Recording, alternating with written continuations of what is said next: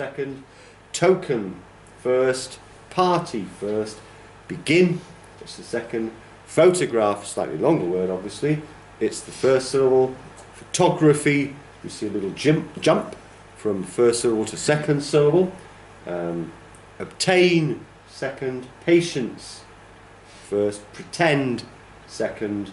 This one has more than one correct pronunciation in English, so it depends how you say it.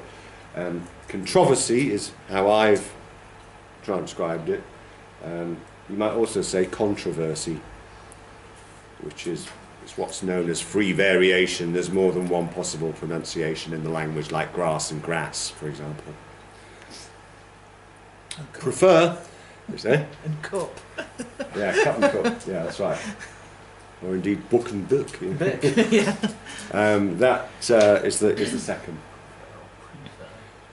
More or less. Now, why I say it's not unpredictable, and it is trickier than you think because you're not used to doing this. You're not used to thinking about where's the stress in this word. You just simply naturally know it. But once you do get to know how to identify it, then it again gives you more power to help learners with this particular part of the language.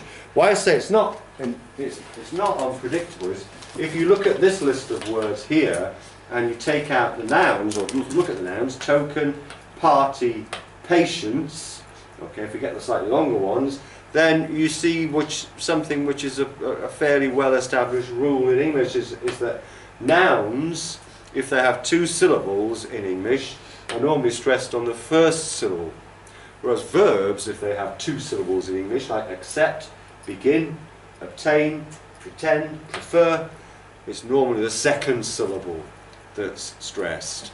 Now that's not 100% watertight, but it's not far off. So there are rules like that you can pass on to learners, and again, we'll be looking at some of those in individual sessions as we go along, so that rules of thumb that you can pass on. That's one. If you come across a new noun, it's got two syllables, guess, it's stressed on the first syllable. If you come across a new verb, it's got two syllables, guess, it'll be stressed on the second syllable because there's a really good chance that that will be the case.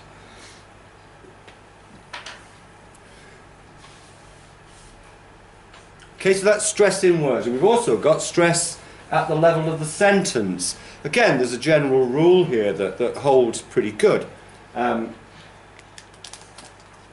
And that rule is that so-called content words, or words that carry meaning rather than grammar words, so things like nouns and verbs, and also for that matter adjectives and adverbs, I've not put them here, these words are always stressed somewhere, okay, within them. If it's a single syllable word, of course it's stressed. If it's two syllables or more, as we've just seen, then one of those will be stressed.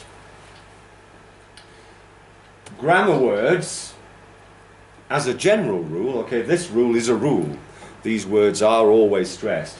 As a general rule, grammar words like articles like the and for example, or conjunctions like and but, they generally speaking are not stressed. So while we have the word and in English, we hardly ever pronounce it as and. It's usually like fish and chips. Okay? In other words, it's unstressed.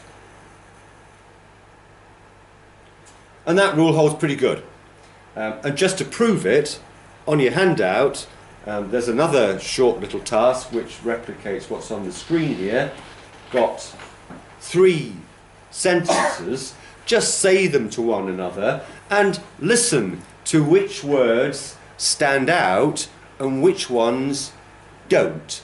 The ones that stand out should be the nouns, the verbs, the adjectives and so on, the content words, whereas the grammar words shouldn't.